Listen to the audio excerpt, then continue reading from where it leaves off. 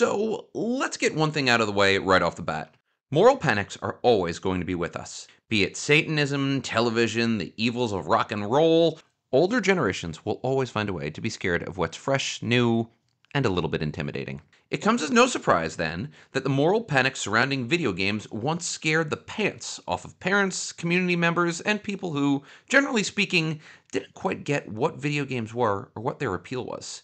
In today's video, we're going to take a slightly different tact. I want to look at these moral panics and discuss why they happened. In particular, we're going to focus on the unlikely sounding moral panic surrounding pinball. Before we go any further, let me say this up front. In many cases, the people advocating against pinball games weren't actually wrong. Pinball machines, as we know them, have been around since the 1930s. Specifically, I'm referring to the idea of a coin-operated game that people could use involving balls and a plunger. The first popular game was Baffle Ball, produced by Gottlieb. The machines originally sold for $17.50 and worked nothing like how we know pinball machines to work today. In Baffle Ball, players would insert money to get a certain number of balls, usually 5, 6, or 7, and then launch those balls into the playing field using the plunger. Scores would increase based off of where the ball landed on the field, meaning that the game was largely luck-based. Other innovations, including the electrification of bonus holes, bells, active bumpers, and theming, soon followed. The industry exploded. In 1932, there were an estimated 150 companies manufacturing pinball machines. Around the same time that these games became popular, controversy began. In the 1930s, so-called payout machines began to appear. These machines returned cash if you achieved a certain outcome, meaning you could make money off a pinball. Other games allowed you to win free credits. For example, a popular bingo pin game allowed you to win a free game if you got your ball into the proper pattern on the playing field. However, instead of a free game, you could approach the shop owner and cash out your winnings. By paying for more than one ball, you could get more than one free game, and thus increase your cash haul. That wasn't the only potential financial remuneration for playing pinball. In some shops, owners gave out prizes for pinball wins or certain scores. These prizes included cigarettes, candy, or jewelry. Of course, you could also lose money. And suddenly we see pinball is being used for gambling, bearing a distinct similarity to slot machines. One of the most popular of these payout pinball games was made by Ray Maloney. Maloney was a distributor of pinball machines who purchased his machines from Gottlieb. However, demand was so high that Gottlieb couldn't manufacture enough machines. As a result, Maloney, who ran Lion Manufacturing Company, decided to make his own machine. Maloney produced the Ballyhoo, an improved version of Baffle Ball. The machine was a hit. Such a hit that Maloney renamed his company to Bally, and the company made pinball machines until the 1990s. Unfortunately for the industry, Maloney would later make slot machines, further conflating pinball with gambling. Even worse is that connections to the mafia would dog Bally throughout much of its existence. Keep in mind that Prohibition had only been repealed in 1933, thus cutting off a valuable source of revenue to the mafia, which ran many speakeasies and produced alcohol. Needing cash, many mobsters pivoted to a new lucrative market: pinball. The mafia and other gangs would more or less own certain territories and the pinball machines in them.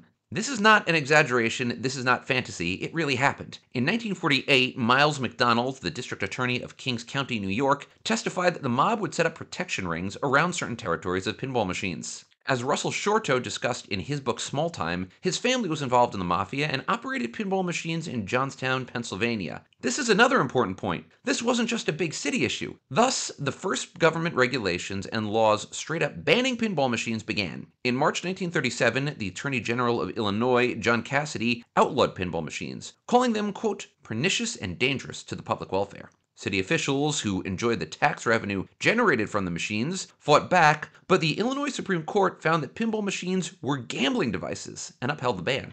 Perhaps the most famous example of pinball bans is what happened in New York City. In 1934, Fiorello LaGuardia was elected mayor on a promise to control crime and root out corruption. He targeted pinball, and in 1942 succeeded in banning these games in their entirety, regardless of whether or not they had a gambling element. Of course, New York was not the only place to ban pinball. Los Angeles banned pinball in 1939 via a voter referendum, with 161,000 Los Angelinos voting to ban the machines. Chicago, Cincinnati, New Orleans, and Milwaukee also banned the devices. Washington, D.C. passed a law prohibiting children from playing pinball during school hours. In Memphis, Tennessee, no one under 21 could play pinball where beer was sold, although pinball could be played in other locations. In South Carolina, pinball was restricted to adults only in the late 1950s, a law that, believe it or not, is still on the books today. Attempts to repeal the ban have failed, despite a total lack of enforcement. Again, these bans weren't limited to large cities. Smaller municipalities like Kokomo, Indiana, Long Beach, California, Monterey Park, California, Tacoma, Washington, and countless others also passed bans.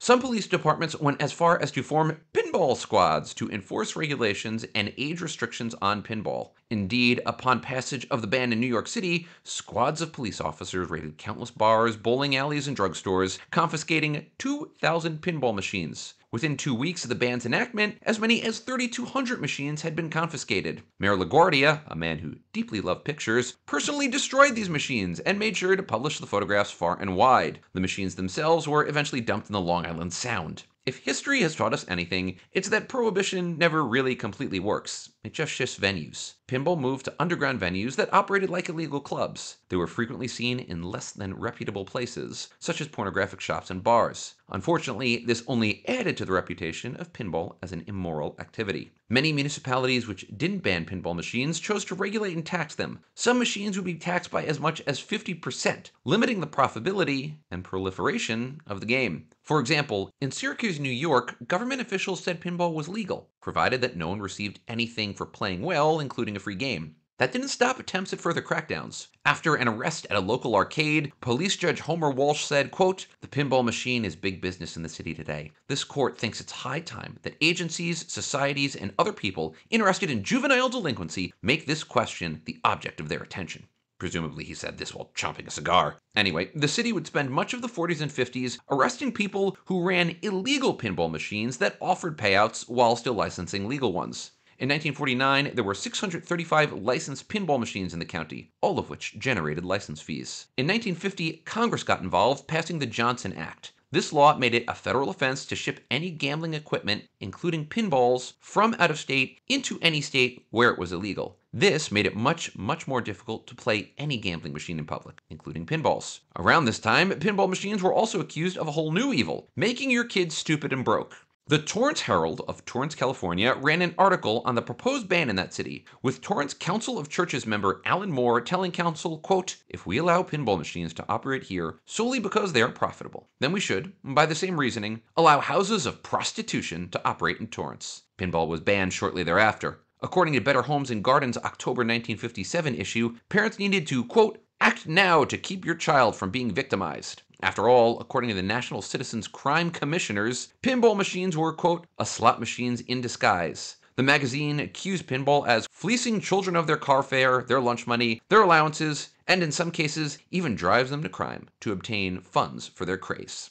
Okay, to the modern ear, this sounds insane. So here's the thing. This wasn't completely off base. That's not to say that the average kid who played pinball was going to go off the deep end and enter a Grand Theft Auto life of crime. But there were unquestionably real challenges and mob connections with pinball, and yes, there was criminality. For example, police reports at the time indicated that organized crime controlled the pinball trade in Chicago. A major problem considering that Chicago was where most pinball machines were made and where many pinball manufacturers, including Bally and Gottlieb, made their home. In 1936 Milwaukee, pinball was estimated to generate $2 million annually, and police warned that the trade was dominated by local robbers and the mafia. The machines were banned in that city in 1937, but enforcement was sparse due to a lack of manpower, at least until 1942, when the police began to actively raid the establishments. Most serious, and honestly incredible, is what happened in Seattle, where organized crime worked with more legitimate organizations, such as the Amusement Association of Seattle, to control the pinball market and only buy pinballs from groups licensed by the AAS.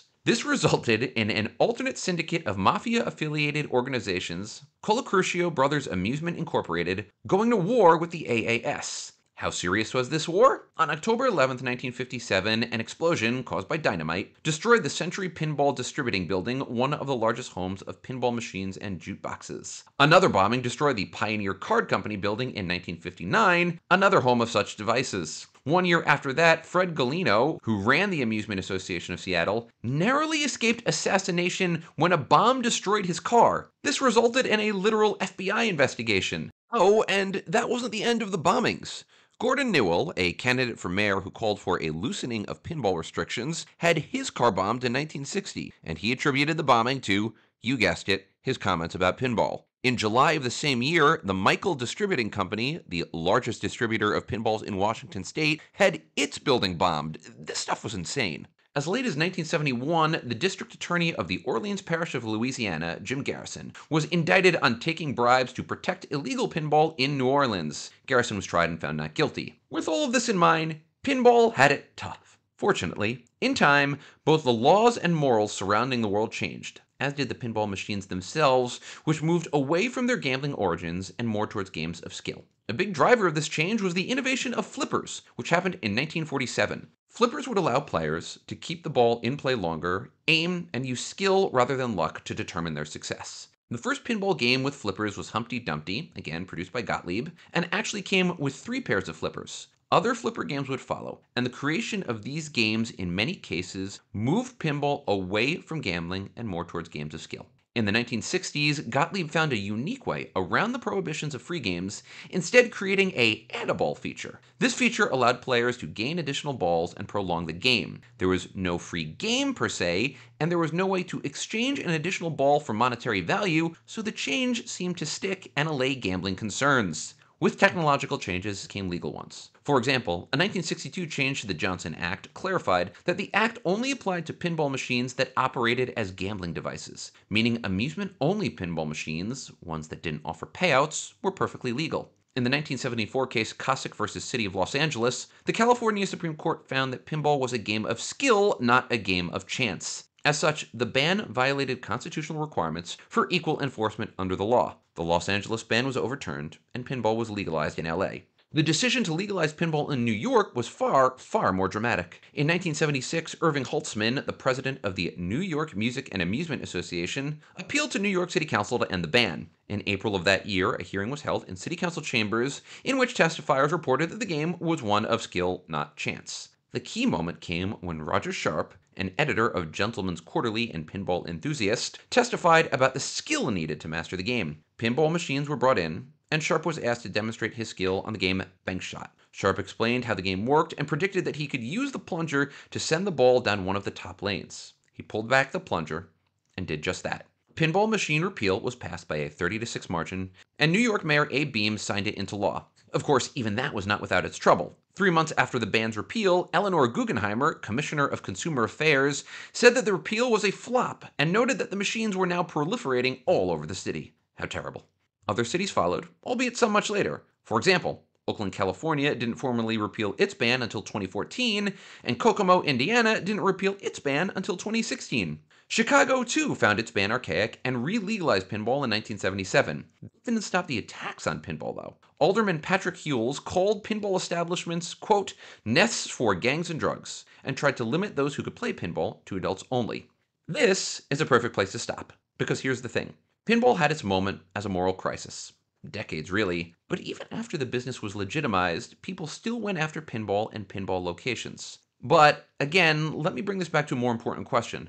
Was this a moral panic that had merit? Was there truth to the crusade against pinball? Yes, there was. In cities across America, the mafia and organized crime had their hands on these machines. We think of pinball as being recreational only, but the truth is that, in their origins, many pinball machines were straight-up slot machines. While the corruption of plungers and high scores probably wasn't breaking the minds of small children, there's no doubt that there was a very real illicit element to the pinball business. Elements that needed to be controlled and contained. However, and I promise I'll conclude here, that's not quite the whole story. Because the moral outrage assigned to pinball was far greater than anything that it could really cause. Pinball was viewed as a source of immorality in society. Immorality that, let's be honest, probably had to do with a lot more than, balls. There's always going to be a cause for moral outrage. And there's always going to be a reason to blame society's problems on something that is blown way, way out of proportion. Want another example? Tune into the next video in our Moral Panic series. This one on video game arcades. If you liked this video, and I hope you did, please leave a comment below, and do not forget to click on the next video that the YouTube algorithm has served up to you, and please remember to subscribe, that really helps. Have a wonderful day out there, and I hope you liked watching this video as much as I liked making it. Take care, folks.